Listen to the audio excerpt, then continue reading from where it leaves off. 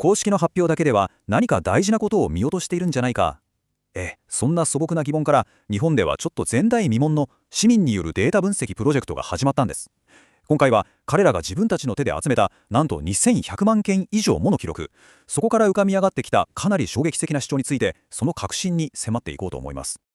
さて、まず見ていただきたいのがこの120日という数字です。これが今回の話の全ての鍵を握っていると言ってもいいかもしれません。これ、ただの期間じゃないんですね。この分析が示唆するワクチン接種とその後の死の間に存在するかもしれない、これまで誰も指摘してこなかった時間差を象徴する非常に重要な数字なんです。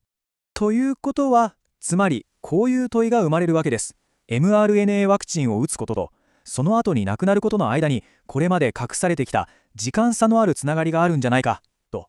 国の公式な監視システムはもしかしたらこの時間差という要素を見逃してしまっているんじゃないかということなんですね。じゃあ一体全体、この大胆な主張の根拠はどこにあるんでしょうか。驚くべきことに、これは政府とかどこかのすごい研究機関の調査結果じゃないんですよ。ある市民グループが本当に地味に、でもとてつもない規模でデータを集めたその結晶なんです。すべての始まりは mRNA ワクチン中止を求める国民連合というグループに集まった350人のボランティアでした。彼らはですね、日本の情報公開制度をいわば武器にして全国の自治体と本当に粘り強く交渉を重ねたんです。そうして普通は別々に管理されているワクチン接種の記録と死亡の記録、この2つを突き合わせて巨大な独自のデータベースを作り上げたというわけです。こうして集まった記録がなんと2100万件以上、一人一人の接種記録と死因を問わない全ての死亡記録を結びつけた世界的に見てもかなり珍しいデータセットです。で、重要なのはこのスライドにあるように、ただ打ったか打たないかだけじゃないんですね。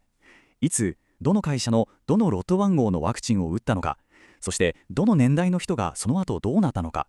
この細かさこそが今まで見えなかったパターンを浮かび上がらせる鍵になったんです。さあここからが本題です。市民が集めたこの膨大なデータを専門家はどう読み解いたのか。分析を担当したのは東京理科大学の村上康文名誉教授です。彼の分析によってデータの中から特に注目すべき3つのパターンが浮かび上がってきたと報告されています。そしてこれこそが村上教授の分析で最も衝撃的だった点です。普通ワクチンの副反応っていうと、打ってすぐ数日以内に出るものって思いますよね。でもデータが示した現実は全く違いました。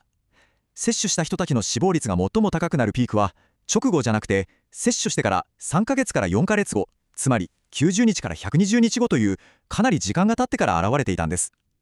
そして何より重要なのは、ワクチンを打っていない人たちのグループでは同じ時期にそんな死亡率の急上昇は全く見られなかったという点です。さらにですね、分析を進めるともう一つちょっと気になる傾向が見えてきたんです。それは接種回数を重ねるごとに死亡率のピークが現れるまでの時間がどうも短くなっているようだということ。特に4回5回と接種した人たちの中には、この90日よりももっと早い段階で死亡の急増が見られたケースもあったと報告されていて、これは一体何を意味するのかと考えさせられます。つまり村上教授が言いたいのはこういうことなんです。この時間差があったからこそ多くのワクチンと関連する可能性のあった死が見過ごされてきたんじゃないかと。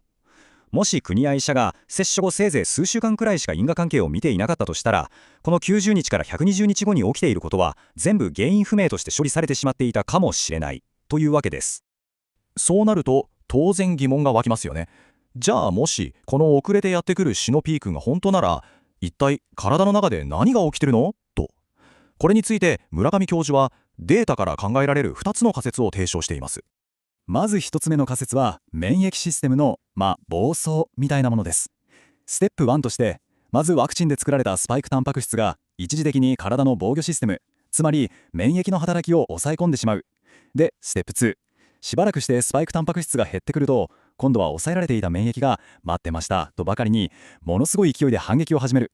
その結果がステップ3で、その勢いが強すぎて敵だけじゃなく自分の正常な細胞まで攻撃してしまう、いわゆる自己免疫疾患のような状態になって、遅れて体に深刻なダメージを与えているんじゃないかという考え方ですね。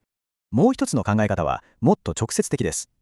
スパイクタンパク質そのものの毒が時間差で効いてくるというもの。これは体内で作られたスパイクタンパク質がすぐには分解されずにじわじわと体の中に溜まっていくというシナリオです。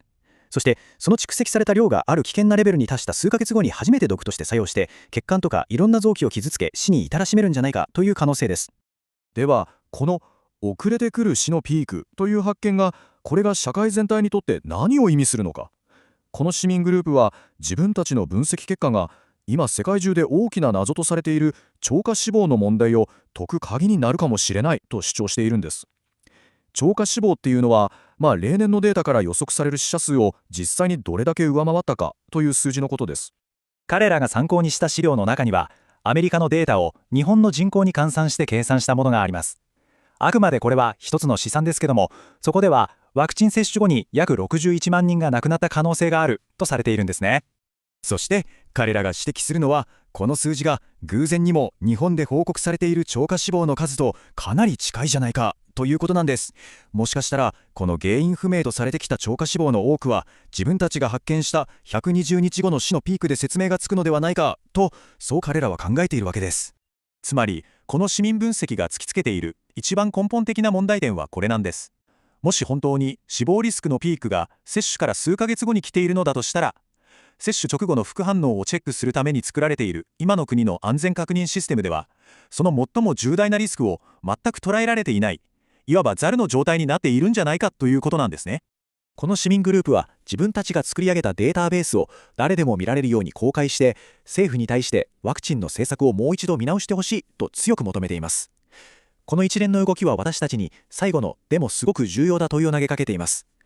それは国や専門家の発表に対して市民が自らの手でデータを集め、全く違う結論を導き出したとき、社会は、そして私たちはその声とどう向き合っていくべきなのか。今後の展開から目が離せません。